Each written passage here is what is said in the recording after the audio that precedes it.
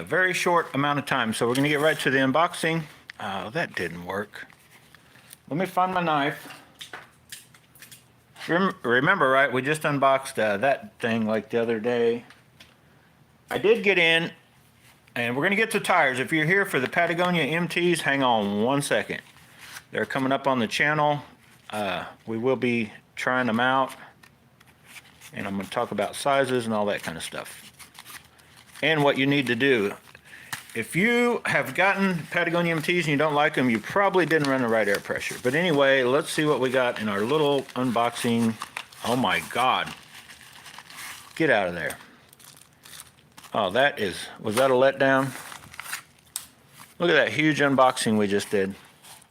No free gifts anymore, ever. So look at that. We got a different color gold. Does that go with that? No. Oh boy, looky here. Look. Okay, we just unpackaged that very little, not very exciting package. But I got news for the channel. I'm going to jump real quick to the Patagonia tires like you saw in the header. I was looking at them today after taking pictures. I didn't break into the warehouse. I don't work at the warehouse. I drive a truck delivering tires for those of you that don't know the channel or me. I got a truck. I just heard word from Keith. If you've been following the channel, I got the truck fixed very cheaply. Got a good deal on it. So my next step is to upgrade tires. So I've been looking at the Patagonia MTs for a couple years now, since I started working at the company actually. So about the last 4 years, almost going to be going on 5. And I think that's about around the time they came out. I think they were fairly new when I first started working for the company.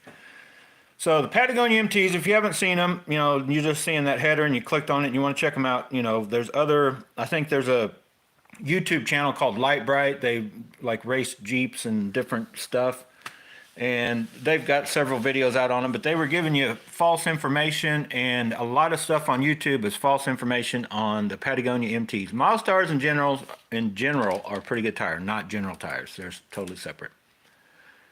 But the Patagonia MT, if you haven't seen the patterns or look on pictures, I don't actually have any with me because I haven't bought them from the warehouse where I work at yet.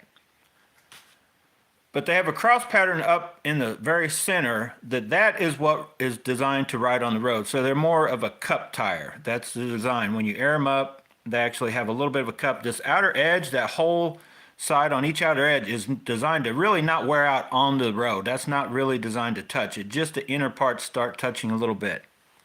So if you are thinking about an aggressive looking and a very capable off-road or mud type tire, look at the Patagonia MTs and check out YouTube videos. But if you're seeing somebody talking about uneven and crazy wear, it's probably because they're not running the right pressure and they're trying to get the tire to, you know, come in contact with the road, and that's the worst thing you can do with the Patagonia MTs. So anyway, I've been looking at them, and if you have to go back and look at the front of this. I don't have the picture. I'm using my phone to make the video, but if you look at the picture I put up as a header for this one, you'll see the first one on the left side is the size that my truck has factory. It's a King Ranch. It has 265 70/17 tires on it now. They're almost like an all-terrain on the King Ranch aluminum wheels. So I'll probably go with that tire. But what I pulled out at the warehouse today, the one in the middle is a 305 55 20, and that's equivalent, I believe, to a 31 or 2 inch. Don't quote me, I can't remember, but that is about 1.5 inches taller than the tires that came on it, and definitely wider. Then the tire to the right is actually a 22, and I want to say it's a 33 1250 22 or 35. I think a 33 1250 22. Anyway, I brought those out, and that's what I've looked at all along because I like those 3. Well, sorry, not the 3. The one is just that's the size my truck takes, and the other 2, I like those styles. You can't get raised white letter in a 22 in the Patagonias anyway.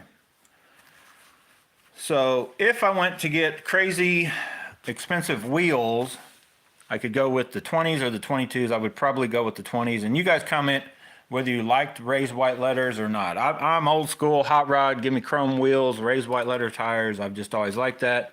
This truck I picked up is a 20-year-old truck, so it's getting raised white letter tires on mud tires, right?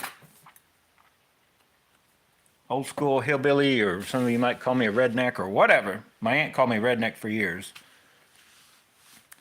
So that's what's going on in the tires. Now to the reels and rods, to the fishing, bass and bonsai, right? The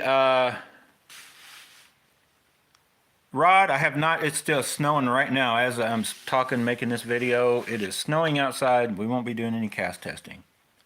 I did make a deal with Eugene. Thank you very much, Eugene. I do have 2 reels coming. One I didn't even really want, but Eugene made me a deal. So I have both, and they should be here Saturday, and I'll try to put a video out when they show up.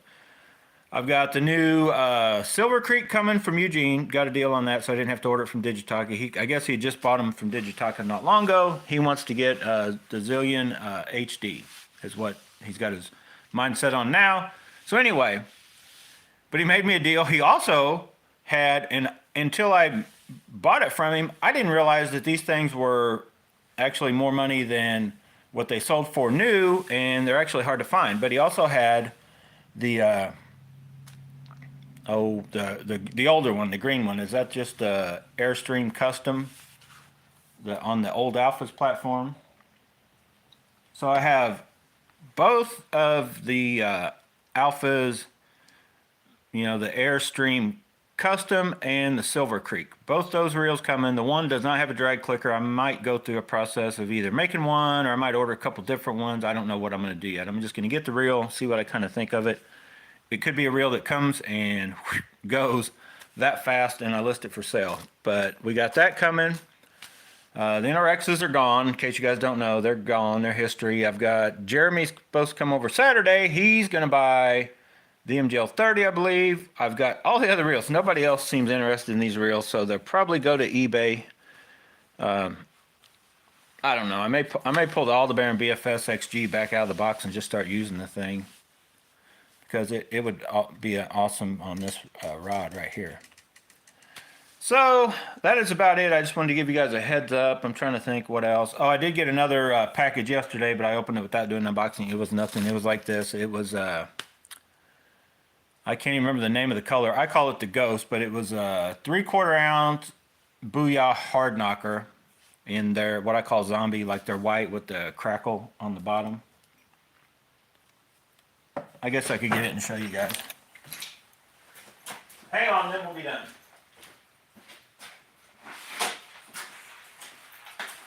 But I'll be very honest. I felt like I had a hole in my arsenal until I replaced this one bait. Because if you guys remember right, if you watch any of the shootouts, I've been using this bait.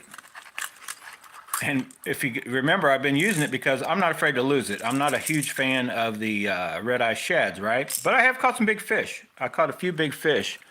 But I still feel this is a better bait. Better for me. I just have more confidence in it. Between these two, that's my bait of choice over that. And I lost it back towards the end of last year, beginning of last year, I think. I don't even remember how I lost it. I just remember it was gone. And since I had this one, I'm like, well, I just, you know, there's no big need to replace it. And I've got the bigger, or the same bait in the, you know, the reddish color. And you guys have watched all the guys talking now this spring, you're going to be wanting to throw red, but I will still be throwing white, red, you know, combinations. But we picked that bait up. So now I don't think I need any more of the 3/4 or 1/2 ounce lipless cranks, rattle traps, whatever you want to call them. And you can see there's my, I don't have any more. That's all of the jerk baits I own and the rattle traps. Right there. If you can't get it done with that, you don't need to do it. I got the RC sticks, and then the Mega Bass one there, and then a couple other variants and other things. But don't do a ton of jerk baiting, I'll be honest. I mean, there's times when it's on, but then when it's not on, you're wasting your time throwing jerk baits, I feel anyway. So what I wanted to do, and then I'm definitely out of here, is, because I don't think I showed you guys the other day. I think I did, didn't I put the, I'm tempted to order another one of these, because I'm going to show you this. This is definitely a combo that's staying together. I've got the Casking Zephyr rod with the Dark Wolf Ultra. definitely a good looking, working, functioning deal, but I just wanted to show you that if you were, say for whatever reason you don't like Cast King, but you liked this rod and you're like, well, I don't know what would you put with it, what would go with it. So I just wanted to show you guys that may have wanted to see it, because I think this actually goes better with it than the, and it's a cheaper alternative than the Corrado. So this makes for a very, very lightweight combo, and you know, good looking. And it's going to have, this is going to be able to, you know, the functioning of the light rod, which is actually a touch lighter than, I guess, what I consider anyway, a regular light rod. But it's definitely not an ultralight. But it's, so the Dark Wolf Ultra, or the Corrado, or Zillion with the BFS spool, or this guy right here. Almost any reel would definitely, you know, BFS reel would definitely fit within the capabilities of this rod. It's just a matter of finding what one you like. And I put it on there originally trying to compare the oranges with this color. And there's nothing that matches up exactly to that. But I would say orange comes closer than any other color. So yeah, if you had a Cast King Zephyr, it would kind of work. And this is kind of closer to the Cast King Zephyr's wheelhouse than the a true ultralight rod would be, the Cast King Zephyr rod. So it would be not bad. I guess what I don't like about the Cast King Zephyr, if I tried to put it with this rod, like see how this Dark Wolf Ultra is even more of like a grayish color, and it just kind of, I feel it goes better with the rod than a shiny black, and that's what the Cast King Zephyr is. But the orange would kind of tie it in enough that it would work. So anyway, this, I don't know, if I could find the right color stuff to throw on that, you know, with the BFS spool, because I like the way it feels on it. I just don't like the way it looks on that rod. And it's probably just because that gold's bright. Same thing with the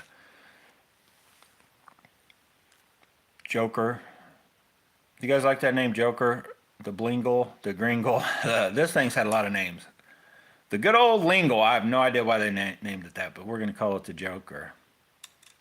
Well, it's like that. The other one we're just going to call the Lingle. The Blingle sounds better. But anyway, that's all I got for right now. Stay tuned. When I do get the tires in and on the truck, I'm going to do another video on that.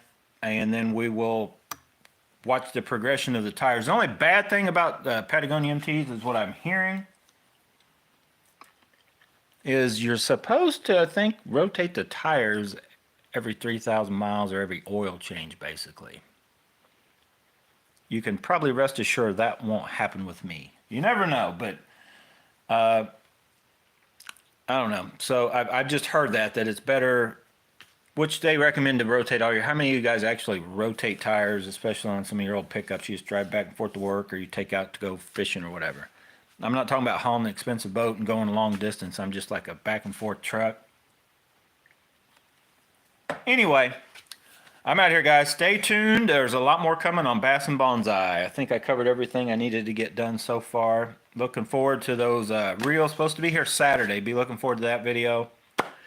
I'm hoping it's supposed to be nice Saturday and Sunday, so I'm hoping I'm gonna get out here for, you're gonna see this rod in action. I'll probably put it up against a couple, and then I'll probably pull that Aldebaran BFS back out of the box. We'll put it up against the probably both of the Daiwas, and we're gonna put the Daiwas head to head, because I don't know if I've ever, I kind of looked today, I don't think I've seen a video where they show the old, you know, basically Daiwa trout reel versus the new Daiwa trout reel, right? That's basically what they are for the small creeks and streams. So, let me drink my pop. Definitely gonna have those videos coming up.